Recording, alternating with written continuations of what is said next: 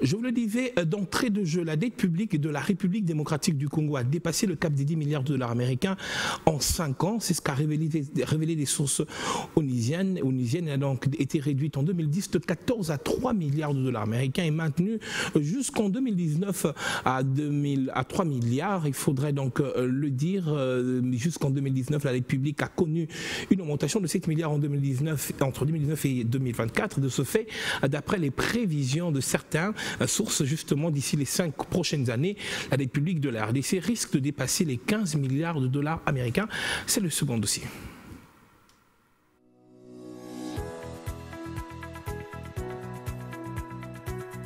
L'explosion de la dette publique hante toujours la République démocratique du Congo depuis 5 bonnes années. Les conséquences d'une dégringolade économique sont permanentes.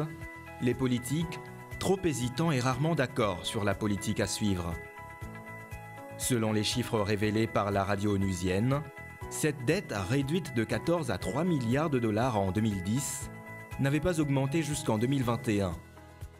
Les raisons de ce rebond sont liées notamment aux emprunts contractés avec la Banque mondiale, le Fonds monétaire international, la Banque africaine de développement ou encore les bons du Trésor émis entre-temps par la Banque centrale du Congo. Le gouvernement qui va être mis en place a 2 possibilités.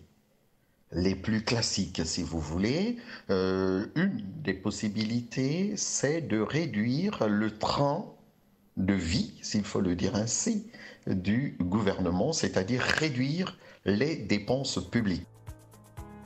Question: pourquoi le gouvernement congolais a-t-il triplé ses engagements auprès des tierces?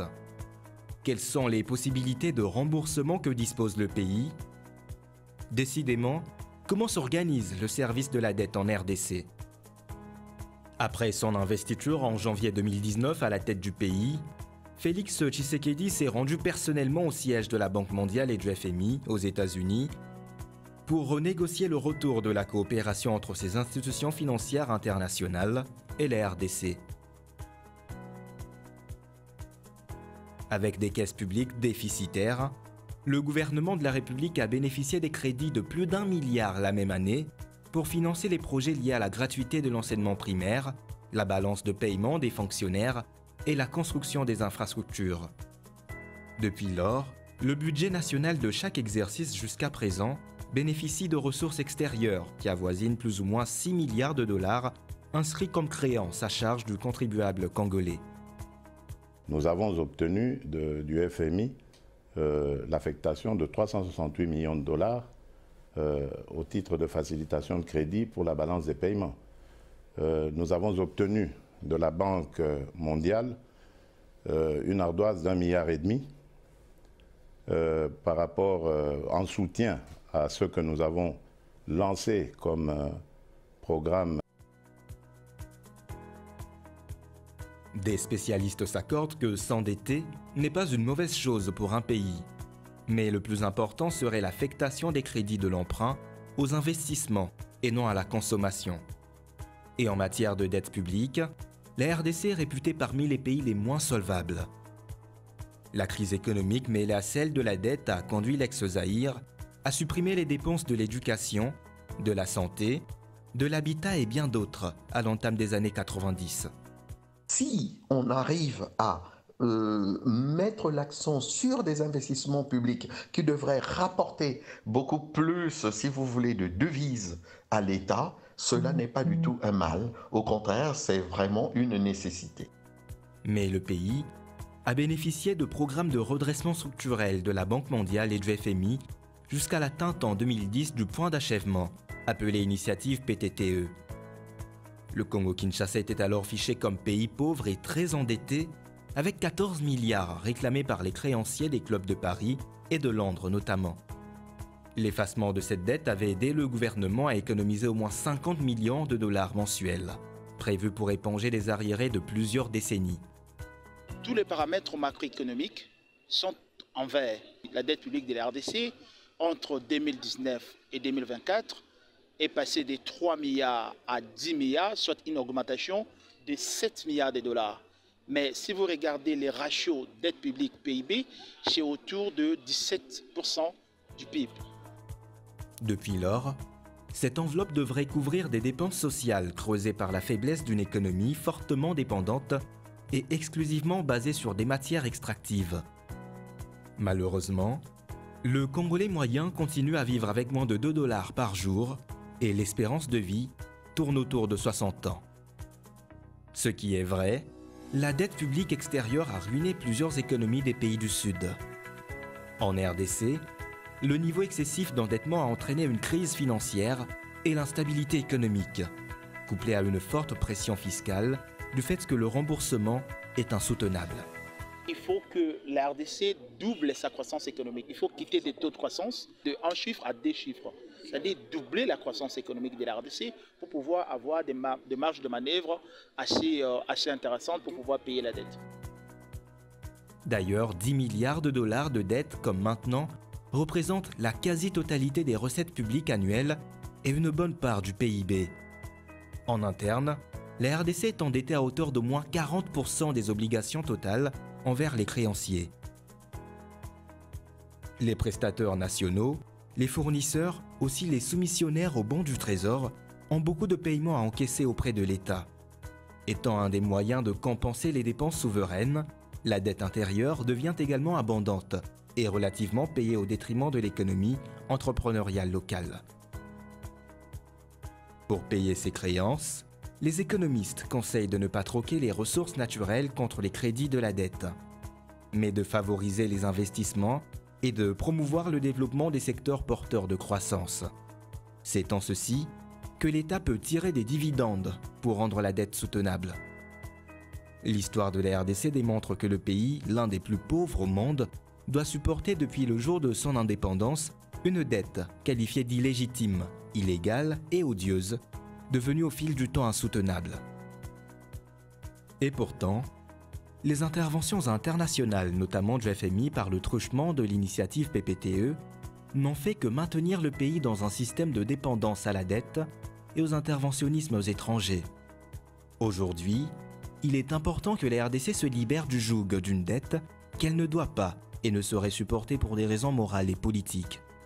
Les associations congolaises, réunies au Forum social congolais et leurs partenaires, ont eu l'idée de demander à l'Office de gestion de la dette publique une suspension du remboursement de certaines dettes et de réaliser un audit des dettes nationales préalables à une répudiation des dettes illégitimes et plus de transparence vis-à-vis des dettes contractées avec la Chine dans les contrats infrastructures contre minerais.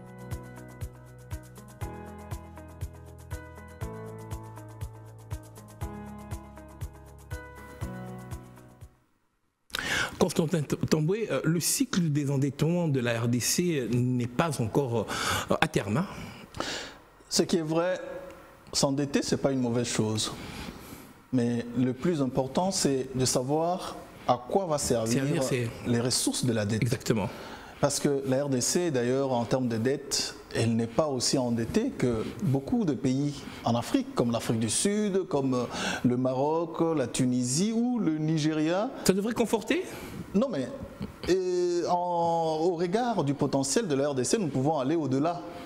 Mais le plus grand problème que nous avons, d'ailleurs les pays les plus endettés, les pays les plus développés, les pays que nous envions aujourd'hui, ce sont eux les plus endettés, comme les États-Unis, la Chine, la France, l'Allemagne. C'est les pays les plus... Là-bas, on parle d'ailleurs en termes de 1000 milliards, des milliers de milliards de dollars américains en termes de dette. Mais le problème, c'est au niveau de la production locale. Lorsque le pays n'a pas une bonne production locale, ça sera alors très difficile pour ce pays-là d'être aussi crédible aux yeux des créanciers. C'est ça le problème que nous avons avec la RDC. Quand vous prenez notre PIB, le PIB est pour la plupart...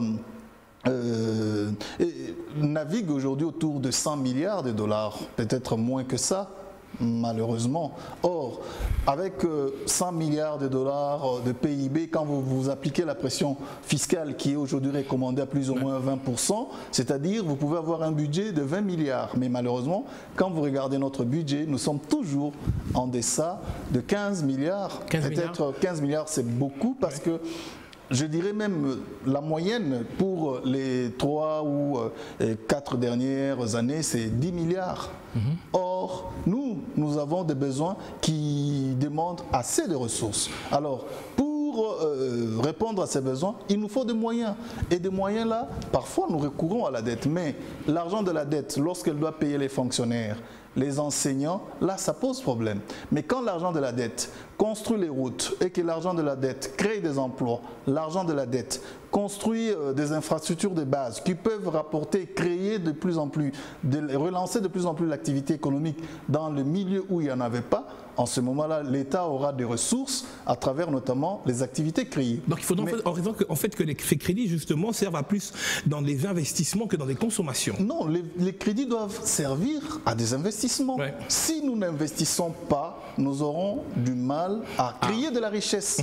Or, quand nous empruntons, nous parvenons même à emprunter pour consommer, donc là, nous créons bien, nous creusons nous-mêmes la tombe de ce déficit financier qui, malheureusement, ne pourrait pas aider l'État, un, à être crédible, et de deux, de continuer à soutenir la dette et en plus de ça, de continuer à payer ses charges. Alors, vous l'avez suivi dans ce dossier, ce spécialiste en économie qui a parlé d'une des solutions pour justement éviter l'endettement, c'est de réduire le train de vie des institutions. Est-ce que vous êtes d'avis avec cela? Oui, mais le train de vie des institutions, nous le décrions énormément cher. Nous le décrions chez nous parce que nous avons une enveloppe budgétaire qui n'est pas à la hauteur des besoins.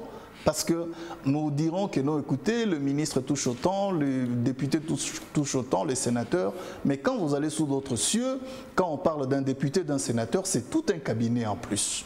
Mais chez nous, quand on parle d'un député, d'un sénateur, c'est un assistant parlementaire, point barre. Mais ailleurs, c'est tout un cabinet qui vient après. Quand vous prenez les commissions qui travaillent dans les assemblées, ou sinon dans le gouvernement, les commissions interministérielles qui travaillent avec des experts pour produire des idées qui doivent accompagner les politiques publiques, c'est vraiment des vrais cabinets d'experts qui aide le gouvernement à avancer avec autant d'idées, mais c'est aussi autant de moyens.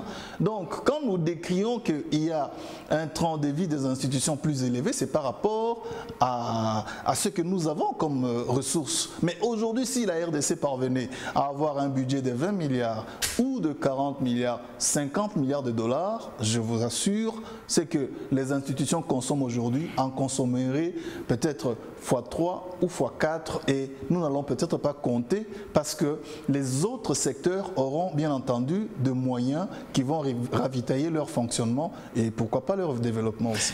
Est-ce que à ce stade, vu la situation socio-économique également, il faudra le dire, elle n'échappe pas à la situation sécuritaire que connaît la RDC, s'endetter serait un contexte idéal?